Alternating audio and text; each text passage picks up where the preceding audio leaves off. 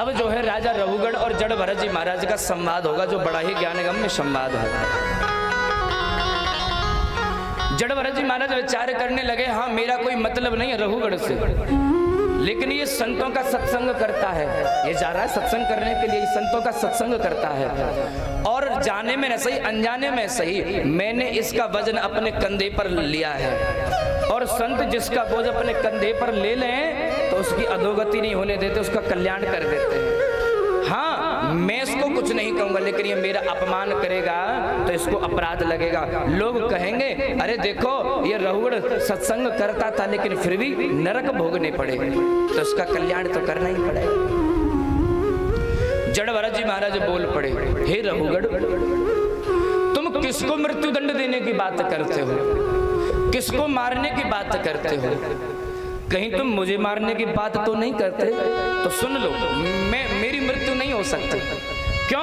क्योंकि मैं जन्म ही नहीं लेता हूं। जब मैं जन्म नहीं लेता हूं तो मरूंगा कैसे? क्योंकि जो जन्म लेता है वो मरता है। मैं तो आत्म तत्व हूँ, आत्मा हूँ। नैनम छिन्नति शस्त्राणि नैनम दहति पावकः। न मैं जन्म लेता हूँ न मैं मरता हूँ। और बात आती है शरीर की, तो ये शरीर मेरा नहीं है, शरीर मेरा नहीं है।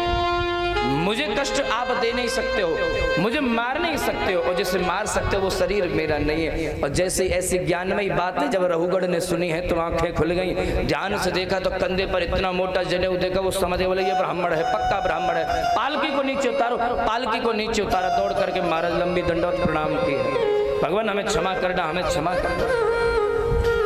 हाथ जोड़ करके प्रार्थना करने लगे, बोले सुनो भगवान मुझे किसी से डर नहीं लगता, अगर मुझे डर लगता है तो केवल ब्राह्मणों से डर लगता है।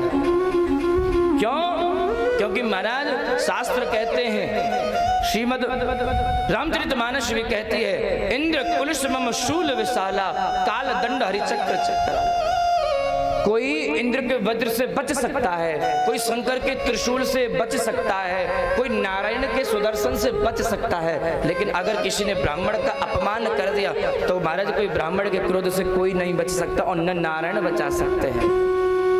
तो महाराज मुझे डर लगता है कि कहीं मुझसे अपराध न बन जाए, कोई ब्राह्मणों का अपमान न हो जाए। अगर ब्राह्मण चाहे तो क्रोध की अग्नि से मैं जला सकते हैं। महाराज हमारे अपराध को क्षमा कर देना। जड़ भरत जी महाराज ने उसको पकड़ करके खड़ा किया, बोले चिंता मत करो, ब्राह्मण तो है लेकिन ऐसे खतरनाक ब्राह्मण नहीं है, डरो मत है, ऐसे खतरनाक वाले डेंजर ब्राह्मण नहीं है, चिंता मत करो। हाथ जोड़ लिए रघुगण ने। आज रघुगण अब प्रश्न कर रहा है। प्रश्न क्या कर रहा है समझिएगा। रघुगण कहने लगा, महाराज आप कह रहे थे अभी थोड़ी देर पहले कि न मैं जन्म लेता हूं न मैं मरता हूं, क्योंकि आत्म तत्व है। और आप कहते हैं कि शरीर हमारा नहीं है, कष्ट तो शरीर को होता है लेकिन शरीर हमारा नहीं है, आत्मा को कोई कष्ट नहीं होता। तो भगवान आप एक बात हमें बताइए, शरीर में जब आत्मा रहती है तो आत्मा को कष्ट क्यों नहीं होता? बोले नहीं हो सकता। बोले क्यों? रघुगण तर्क कर रहा है, और तर्क कैसा कर रहा है? वो कहता है कि महाराज मानो एक भगोनी ले लो, भगोनी जानते हो ना? हाँ, एक भगोनी ले लीजिए, एक पतीली ले लीजिए, और पतीली में जल भर दीजिए, और उस पतीली को अग्नि के ऊपर रख दीजिए, उसमें जल भर दीजिए, उसमें चावल डाल दीजिए। अब जब पतीली को आप अग्नि के ऊपर रख दोगे तो जो अग्नि है वो पतीली को, भगोनी को गर्म करेगी। पतीली जब गर्म हो जाएगी तो वो जल को गर्म करेगी, और जब जल गर्म हो जाएगा तो वो चावल को गर्म करेगा, है? तो तभी तो भात बन करके तैयार होगा। ठीक उसी प्रकार भगवान अब एक बात बताइए, इस शरीर में आत्मा रहती है, जब शरीर को कष्ट होगा तो इंद्रियों को कष्ट होगा, इंद्रियों को कष्ट होगा तो पंच प्राण वायु को कष्ट होगा, और प्राण वायु को कष्ट होगा तो शरीर में रहने वाली आत्मा को कष्ट नहीं होगा क्या? जड़ भरत जी महाराज बड़े बड़े प्रसन्न हुए। जड़ भरत जी महाराज कहने लगे, हे रघुगण तुम सत्संग करते हो, सत्संग करते करते तुम तर्क तो बहुत अच्छा देते हो, लेकिन हो महाराज तुम आधे ज्ञानी और आधे मूर्ख।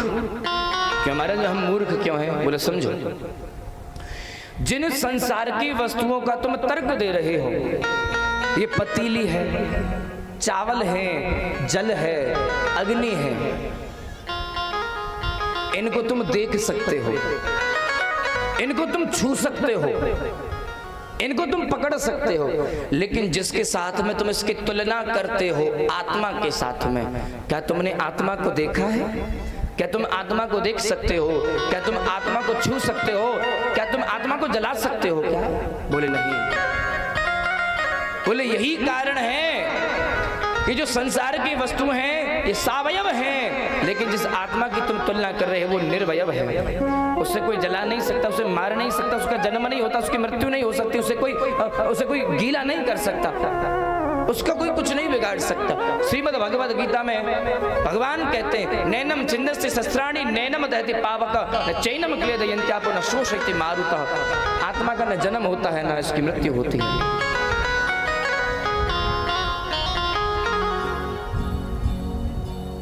न इसका जन्म होता न इसकी मृत्यु होती है महाराज। अब रघुगण कहता है तो भगवान आप हमें एक बात बताइए, जब न इसका जन्म होता है न इसका कोई मरता है तो महाराज इस संसार में जो सुख दुख की जो प्राप्ति होती है उस सुख और दुख का भोक्ता कौन है? आप कहते हो कि आत्मा को दुख नहीं होता, आत्मा को कष्ट नहीं होता, तो ये सुख और दुख जो भोगने वाली जो बात आ जाती है इस सुख दुख का भोक्ता कौन है?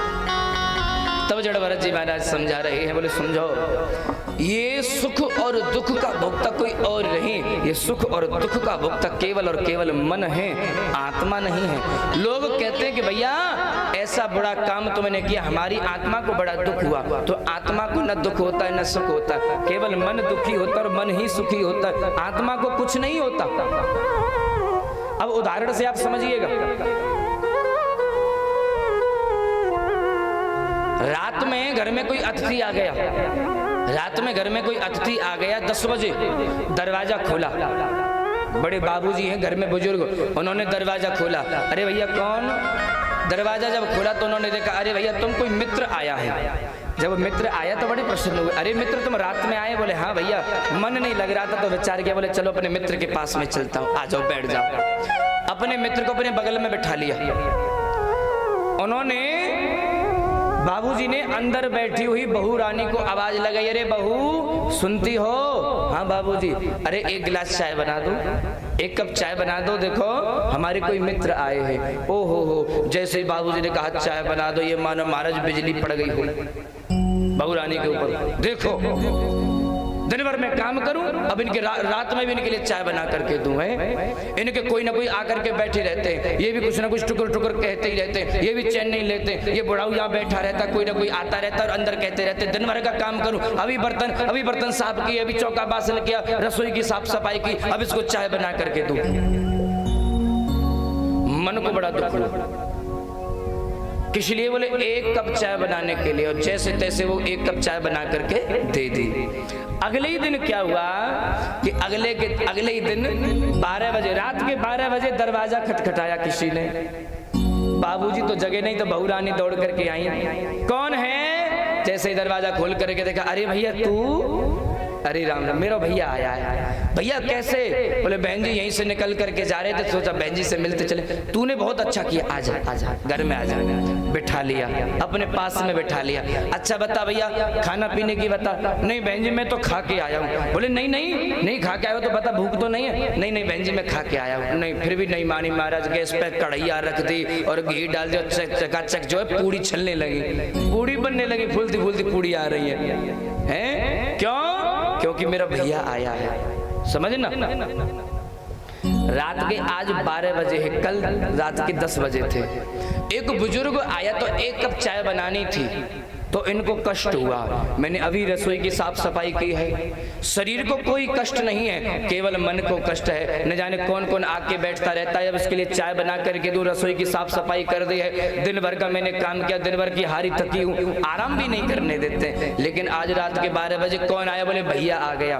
तो आज इनके शरीर को कष्ट नहीं है, आज ये बिल्कुल थकी हारी है, कल के जैसी है, लेकिन भाई आया है। तो फिर देखो कढ़िया में घी हो गया महाराज, पूड़ियां बन रही है। आज इनके मन को कष्ट नहीं है। तो संत जन कहते हैं सुख और दुख का भोक्ता केवल मन है, न कि आत्मा। आत्मा को न केवल दुख होता है न सुख होता है। तो आज जड़ भरत जी महाराज ने दिव्य ज्ञान का उपदेश रहुगढ़ को प्रदान किया है। रहुगढ़ बड़ा प्रसन्न हुआ है। बोले भगवान चाहे कोई कितना भी बड़ा ज्ञानी क्यों ना हो जाए, जब तक आप जैसे संतों का सत्संग न करेगा तब तक उसका कल्याण नहीं हो सकता है। बोले गोविंद भगवान के भक्त